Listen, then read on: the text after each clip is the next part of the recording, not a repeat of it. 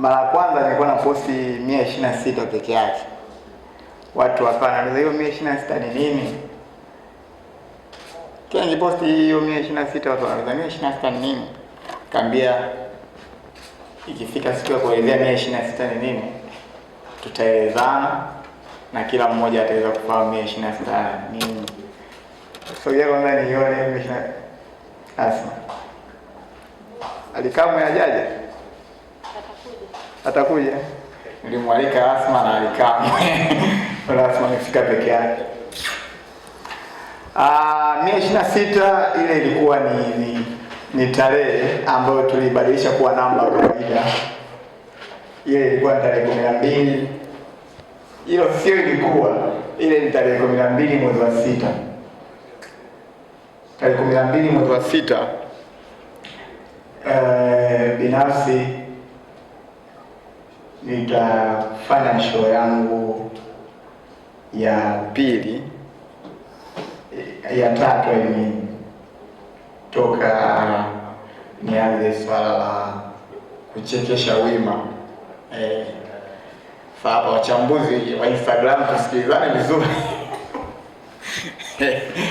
Kendrick na wenzako kamwambie Elmando sasa sijibu mtu napigana.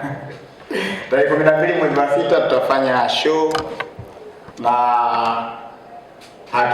haitakuwa tu show kwa ajili ya kucheka peke yake, tutapata experience kamili. Na kwa nini tumeamua kufanya mwezi wa 6? Mwaka jana mwezi wa 6 pia nilifanya show ya kwangu ambayo ilikuwa inaitwa Tuonane.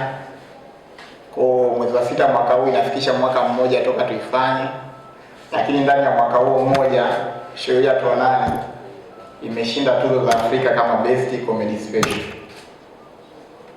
Kwa hiyo tukaona kwa kuwa mwaka unakuwa umepita, si vyema tu mwaka ukapita hivi hivi, ni bora tuandae show nyingine. Lakini utofauti utakuwa upi kati ya show ya tarehe 12 mwezi wa 6 na show zilizopita? Ile itakuwa sio show ya kawaida kwa sababu sio show tu, tunasema ni mtoko. Kwa tarehe 12 Asma naweza kumwambia na kama pakwenda tunapo.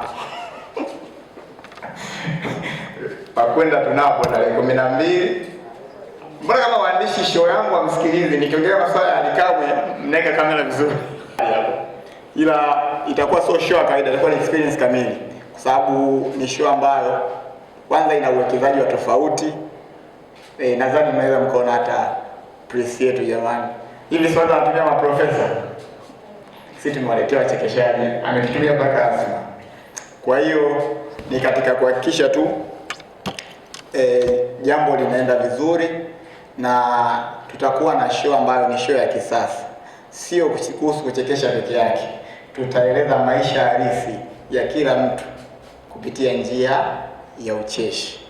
Na kwa nini tumeamua kufanya hii show?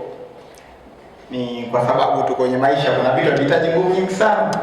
Kuna vitu tunavifanya kupitia akili ya kawaida. Kwa hiyo cha kwanza kabisa nipende kuchukua nafasi hii kualika wote, na Imani Media ndio wadau wetu wa kwanza ambao mara zote wamekuwa wakitukutanishia sisi na mashabiki zetu.